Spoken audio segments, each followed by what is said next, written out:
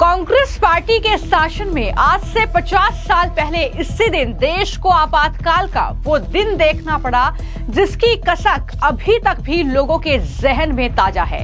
आपातकाल के 50 साल पूरा होने पर मोदी सरकार ने अब कांग्रेस पार्टी की आपातकाल पर पोल खोली है। इंदिरा गांधी से लेकर राहुल गांधी तक जो कांग्रेस पार्टी के नेता हैं उन पर बीजेपी के नेता बरसते नजर आए।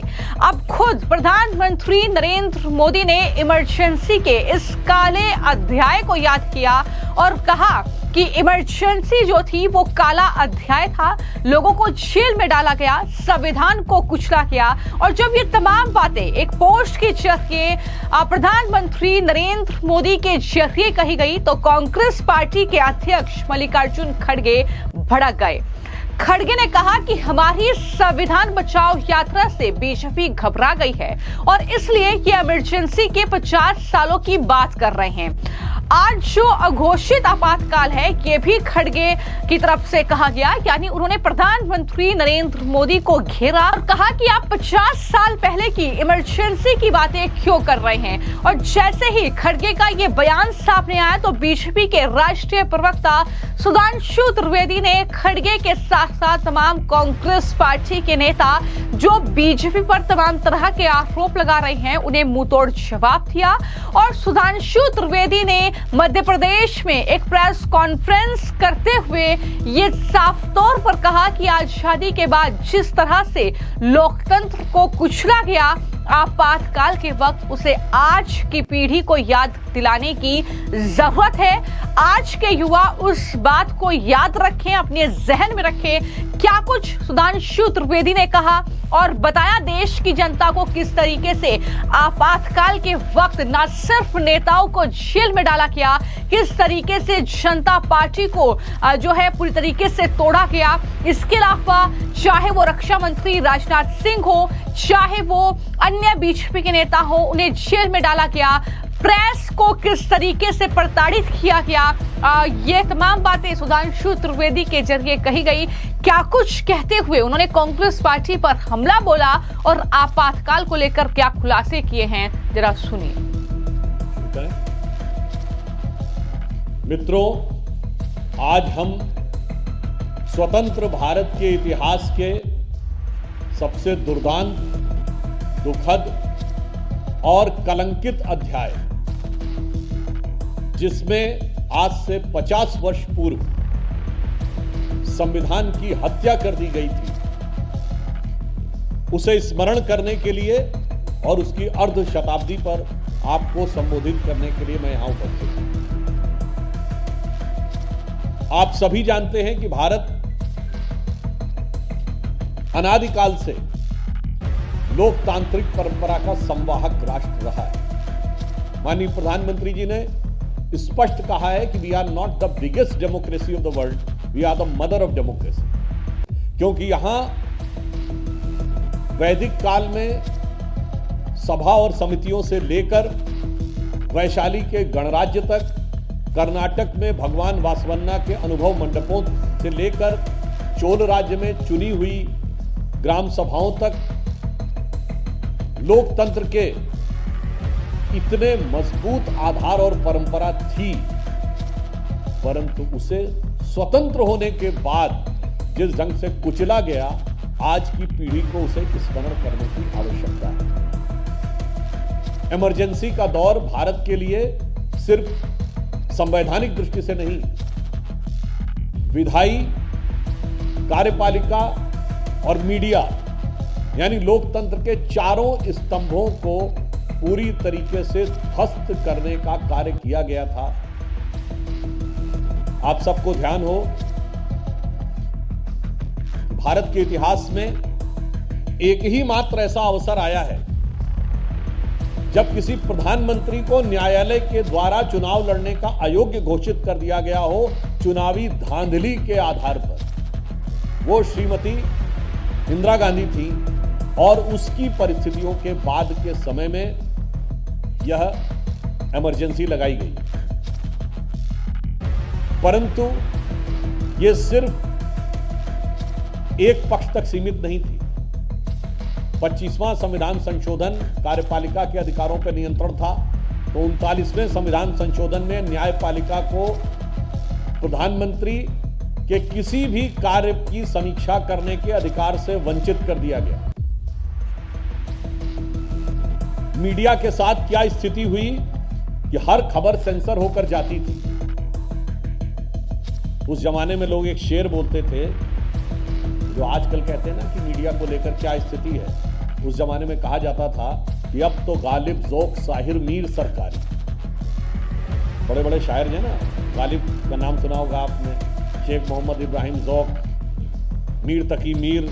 तो उन्होंने कहा अब तो गालिब ज़ौक़ साहिर मीर सरकारी, शायरी की हो गई तासीर सरकारी। अब तो सरकार को दिखाकर शेर लिखने पड़ते थे। वो दौर मीडिया ने देखा। विधायिका का ये मजाक उड़ाया गया कि लोकसभा का कार्यकाल 1 वर्ष बढ़ाया गया, इतना नहीं। संवैधानिक व्यवस्था है कि एक कोरम होता है। यदि 542 सदस्य लोकसभा में हैं तो 10% से कम यानी 55 से अधिक कम सदस्य होंगे तो कार्रवाई नहीं चल सकती, कोई प्रस्ताव नहीं पास हो सकता। कोरम को समाप्त कर दिया गया। यानी अब 60 करोड़ के देश में उस समय 6 लोग बैठकर भी देश का कोई कानून, या 60 लोग भी बैठकर देश का कानून तो बना सकते थे, 10-20 लोग बैठकर ही बना सकते। तो संविधान की बहुआयामी हत्या जो उस कालखंड में हुई, और इससे बड़ी बात, जब हम यहां इंदौर की धरती पर हैं, जो पुण्य श्लोका महारानी अहिल्याबाई होलकर जी का पुण्य स्थान है, और उनकी 300वीं वर्षगांठ हम मना रहे हैं। उन्होंने भी इस राष्ट्र को पुण्य भूमि कहा, इसको भारत माता कहा। हमारे यहां जितने भी बड़े महापुरुष हुए, उनको तो छोड़िए, जो भगवान के अवतार हुए, भगवान राम, भगवान कृष्ण, भगवान बुद्ध, भगवान महावीर, सबने इस धरती को पुण्य भूमि कहा, इस धरती को माता कहा। भगवान राम ने कहा माता भूमि पुत्रो हम पृथिव्या, मगर इस विचार ने इस देश को एक नेता के बराबर तौल दिया। India is Indira and Indira is India कहा गया, और यह किसी नेता का बयान नहीं था।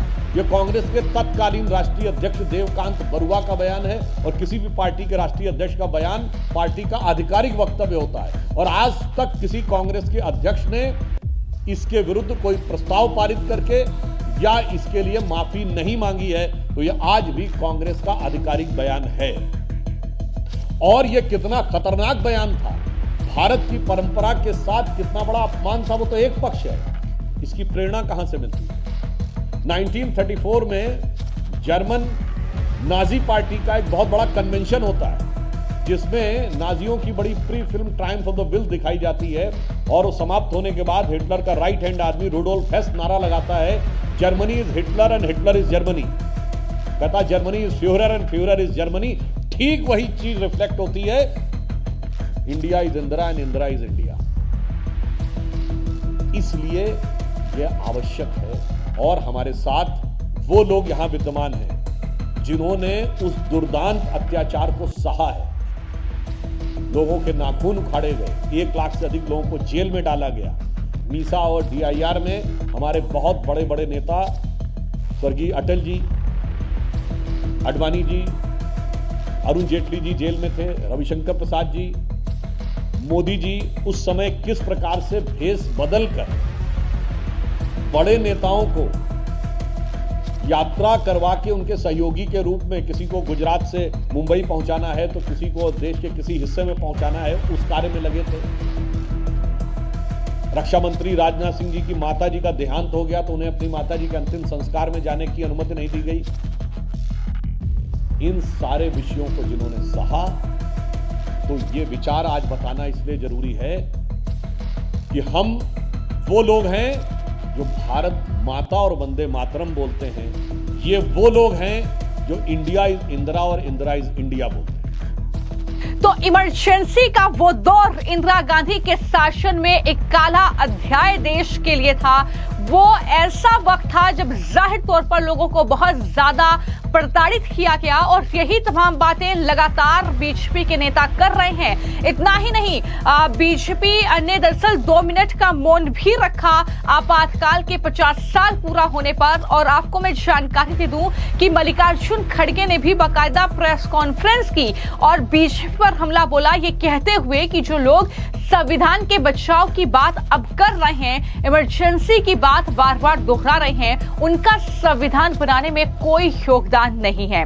खड़गे ने यह भी कहा कि जो चीज समाप्त हो गई थी बीजेपी फायदे के लिए उसे उछालने की फिर कोशिश कर रही है। उन्होंने कहा कि अपनी कमजोरियों को छिपाने के लिए बीजेपी ये सारी बातें कर रही है।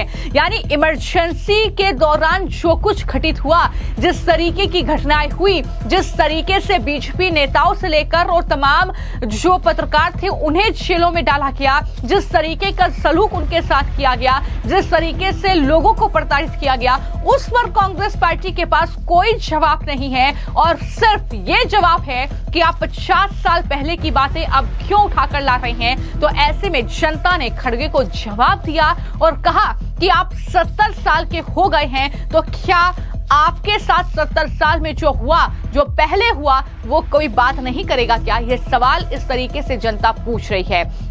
हालांकि कांग्रेस पार्टी को लगातार जो है सुधांशु त्रिवेदी के जरिए जवाब दिया गया। जो लोग संविधान बचाव की बात अब कर रहे हैं, इमरजेंसी 50 साल होने के बाद इमरजेंसी का फिर से वो बार बार दोहरा रहे हैं। जो चीज को सभी ने भूल दिया था और ये जो चीज समाप्त हो गई थी, इसको उछालने के लिए वो फिर कोशिश कर रहे हैं। साथियों, बीजेपी के राष्ट्रीय प्रवक्ता सुधांशु त्रिवेदी ने न सिर्फ आपातकाल पर यह बताया कि किस तरीके की घटनाएं हुई, किस तरीके से उस वक्त माहौल था, क्या कुछ उस वक्त हुआ, बल्कि इसी के साथ उन्होंने ये भी बताया कि इमरजेंसी की जो मानसिकता है वो आज भी कांग्रेस की कैरेक्टरिस्टिक्स में दिखाई देती हैं। राहुल गांधी जिस तरीके का उनका अंदाज है, जिस तरीके से वो जो है पर्चे फाड़ देते हैं, जिस तरीके से संविधान की कॉपी लेकर हाथ में चलते हैं, तो ये तमाम बातों का जिक्र करते हुए किस तरीके से सुधांशु त्रिवेदी ने राहुल गांधी पर भी हमला बोला, वो भी सुनिए। तो प्रश्न उठेगा कि आज इस विषय को बताने की आवश्यकता क्यों? तो मात्र इसलिए नहीं कि इतिहास को याद करना, कांग्रेस पार्टी के चाल, चिंतन, चेहरा, चरित्र चारों में नजर आता है। वो अपने को संविधान से ऊपर समझते हैं। जब सत्ता में थे तो संवैधानिक दृष्टि से देश की सर्वोच्च एग्जीक्यूटिव बॉडी है यूनियन कैबिनेट। कैबिनेट के प्रस्ताव को सरेआम फाड़ना प्रेस कॉन्फ्रेंस में क्या दर्शाता है? वही इंडिया इज इंदिरा का भाव, I am above the constitution. अरे आपकी सरकार थी, आप तो उस समय आंख के इशारे पर उसको विड्रॉ करवा सकते थे। और जब मैं चुनाव जीतूंगा तो आज क्या स्थिति है? Then the constitution is right. मैं चुनाव हार जाऊंगा तो संविधान खतरे में है। तो ये संविधान की किताब लेकर खड़े होने वालों का मुखौटा और उस मुखौटे के पीछे का असली बदरंग चेहरा क्या है, यह आज दिखाई पड़ता है। यदि आप चुनाव जीतेंगे तो चुनाव आयोग सही है, यदि आप चुनाव हारेंगे तो चुनाव आयोग गलत है। आपके पक्ष में खबर निकलेगी तो मीडिया सही है, अगर मेरे मनोनुकूल खबर नहीं चलेगी तो मीडिया सही नहीं है। यानी वो जो इमरजेंसी की मानसिकता थी वो यथावत हूबहू आज भी कांग्रेस की कैरेक्टरिस्टिक्स में दिखाई पड़ती है। इसलिए इसे ध्यान करने की जरूरत है। और इतना ही नहीं, इंडिया इज इंदिरा का भाव कहां पे दिखाई पड़ रहा आज भी? केवल 2 साल पहले राहुल गांधी जी विदेश में जाके क्या बोले? Why the defenders of democracy America and Europe are silent over India. यानी आप ये कह रहे हैं कि लोकतंत्र के माई बाप, आपकी नजर में माई बाप है, अमेरिका और यूरोप भारत के अंदर लोकतंत्र में हस्तक्षेप क्यों नहीं कर रहे हैं? यानी मेरी राजनीतिक हार या जीत राष्ट्रहित से ऊपर हो गई। राष्ट्र मेरी सुविधा के अनुसार चलेगा, तो यह मानसिकता आज भी यथावत कांग्रेस पार्टी के अंदर दिखाई पड़ रही है। तो युवा पीढ़ी को यह ध्यान रखने की आवश्यकता है कि हम इतिहास से स्मरण लें और आज के कालखंड में एक बिंदु और कहना चाहता हूं कि डेमोक्रेसी वास्तविक अर्थों में इमरजेंसी के बाद आई थी, क्योंकि इमरजेंसी से पहले जितने भी चुनाव होते थे सरकार नहीं बदलती थी। सत्ता में बदलाव इमरजेंसी के बाद आना शुरू हुआ, यानी हमें स्वतंत्रता मिली थी, परंतु वास्तविक अर्थों में राजनैतिक चेतना का उद्भव जेपी आंदोलन के बाद हुआ और नवनिर्माण आंदोलन जो गुजरात में प्रारंभ हुआ था। इन दोनों आंदोलनों ने भारत के राजनीतिक पटल को बदल दिया और उसके बाद सरकारें बदलनी शुरू हुई। कई राज्यों में तो 77 के बाद से आज तक कांग्रेस वापस नहीं आ पाई है, जैसे पश्चिम बंगाल है, तमिलनाडु में वैसे उससे पहले ही बाहर हो गए थे, उसके बाद वापस नहीं आ पाए। उसी प्रकार भारत की वास्तविक स्वतंत्रता में एक सांस्कृतिक चेतना का उद्भव 90 के दशक में हुआ, श्री राम मंदिर आंदोलन के बाद। और वैचारिक स्वतंत्रता की लड़ाई आज भी जारी है।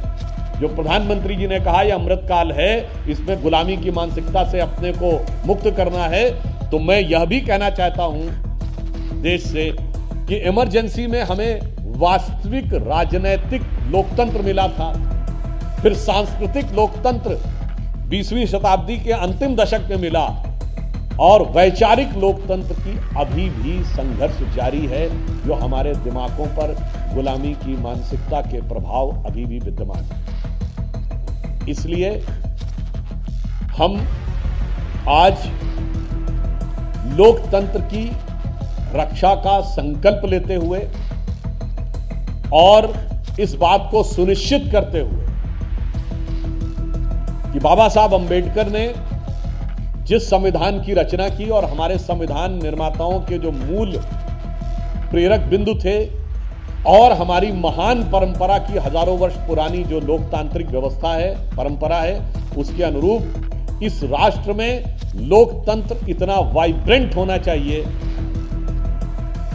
कि कभी भी कोई ऐसे विचार के बारे में सोच न सके। और वो सिर्फ और सिर्फ भारतीय जनता पार्टी और एनडीए आज प्रधानमंत्री श्री नरेंद्र मोदी जी के रूप में स्पष्ट रूप से उसको चरितार्थ करता दिखा रहा है। जहां इमरजेंसी में सारे नेताओं को, विपक्ष के बड़े नेताओं को जेल में डाल दिया गया था, वहीं हमारी सरकार आने के बाद दलगत भावना से ऊपर उठकर विपक्ष के जितने नेताओं का सम्मान किया गया है, चाहे सरदार पटेल की सबसे बड़ी मूर्ति बनाना हो अथवा कांग्रेस के नेताओं में प्रणब मुखर्जी जी, पीवी नरसिम्हा राव जी को भारत रत्न देना हो अथवा कर्पूरी ठाकुर जी को भारत रत्न देना हो और अनेक कांग्रेस के नेताओं को पद्म अवार्ड, एससी जमीर और तरुण गोगोई, यह दर्शाता है कि यह लोकतंत्र में वैचारिक विभेद के बावजूद यदि जिस किसी ने भी राष्ट्र के लिए योगदान दिया उसके साथ हम कैसे खड़े होते हैं, यह है लोकतंत्र की उदात्त भावना। और वो थी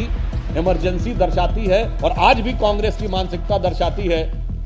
दूसरे दल तो छोड़िए, अपने दल का भी नेता अगर उनको लगे कि उनके हिसाब से नहीं बोल रहा है तो उसके विरुद्ध आलोचना ही नहीं, उसको बाहर का रास्ता दिखा देते। तो अंत में मैं सिर्फ ये कहना चाहूंगा कि हम पूरे राष्ट्र को यह स्मरण कराना चाहते हैं कि हम उस परंपरा के प्रतीक हैं भारत की राजनीति में। प्रधानमंत्री मोदी जी के नेतृत्व में आज हम उसे जीवंत रूप दे रहे हैं कि हे जन्मभूमि तेरे चरणों में हो समर्पित, मेरे जन्म जन्म के कर्तव्य कर्म सारे, आपातकाल आए कारा की यातनाएं, आपातकाल आए कारा की यातनाएं, सब सह लिया है जननी तब शक्ति के सहारे, हे जन्मभूमि तेरे चरणों में हो समर्पित, मेरे जन्म जन्म के कर्तव्य कर्म सारे। तो इसलिए आज संविधान की इस हत्या का स्मरण करें और भविष्य में कोई संविधान पर आघात न कर सके, इसका संकल्प लें। धन्यवाद। तो एक तरफ मल्लिकार्जुन खड़गे हैं, कांग्रेस पार्टी के नेता हैं जो चाहते हैं कि आपातकाल को ऐसे मिटा दिया जाए जैसे कभी आपातकाल हुआ ही ना हो, देश में ऐसी स्थिति आई ही ना हो। लेकिन मैं आपको जानकारी दूं कि साल 1975 में 25 और 26 जून की दरमियानी रात में ये आपातकाल की घोषणा जो है वो की गई थी और उस वक्त की प्रधानमंत्री इंदिरा गांधी ने देश में ये आपातकाल की घोषणा की थी। 21 मार्च 1977 तक, यानी 21 महीने तक ये आपातकाल चला था, इतने लंबे वक्त तक, और बहुत परेशानियां हर तरह की न सिर्फ नेताओं, पत्रकारों, बल्कि लोगों को, आम जनता को उठानी पड़ी थी। इस तरीके का ये लोकतंत्र पर हमला था, जिसे बीजेपी लगातार यही कह रही है कि ये था संविधान की हत्या करना। जो आपातकाल लगाया गया देश में, जो इमरजेंसी लगाई गई, तो इस तरीके से लगातार आपातकाल को लेकर बीजेपी और साथ ही कांग्रेस पार्टी के बीच आरोप प्रत्यारोप का दौर जारी है। लेकिन वहीं पर प्रधानमंत्री ने कई बातें जो है आपातकाल को लेकर कुछ इस तरीके से कही हैं कि कांग्रेस पार्टी इतना ज्यादा भड़क गई। पीएम मोदी ने कहा कि कोई भी भारतीय ये कभी नहीं भूलेगा कि आपातकाल के दौरान संविधान की भावना का कैसे उल्लंघन किया गया। उन्होंने संवैधानिक सिद्धांतों को मजबूत करने की अपनी सरकार की प्रतिबद्धता को दोहराया और कहा कि आपातकाल में संविधान में निहित मूल्यों को दरकिनार कर दिया गया, मौलिक अधिकारों को निलंबित कर दिया गया, प्रेस की आजादी को दबा दिया गया, बड़ी संख्या में राजनीतिक दलों के नेताओं, सामाजिक कार्यकर्ताओं, छात्राओं और आम नागरिकों को जेल में डाला गया। तो ये तस्वीर तो युवाओं को याद रखनी चाहिए और हम युवाओं को ये तस्वीर याद दिलाएंगे ताकि उनके जहन में लंबे वक्त तक ये रहे कि आखिर कांग्रेस पार्टी ने क्या कुछ देश में किया है। फिलहाल आपकी इस पूरे मामले को लेकर क्या राय है, हमें कमेंट बॉक्स में जरूर लिखिए। धन्यवाद।